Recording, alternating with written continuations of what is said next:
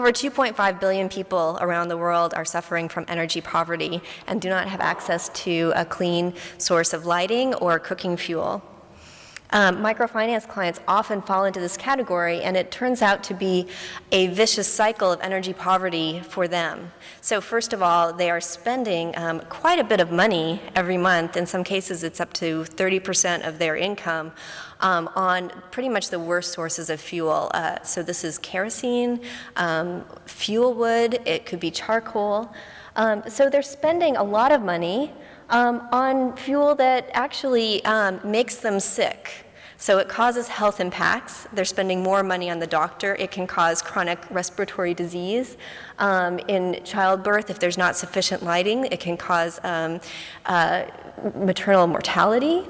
And also kerosene can, it can be knocked over, causing burns or fires. It impacts women and girls primarily because they're often the ones who are forced to actually spend time collecting wood rather than going to school or earning money. And then from an education perspective, it's not even a sufficient source for learning to read. Not to mention the environmental impacts. In some cases in Kenya, people have deforested the area around their borehole, which is the water source, and actually those water sources end up drying up. So it even degrades their environment in such a way that makes them more poor.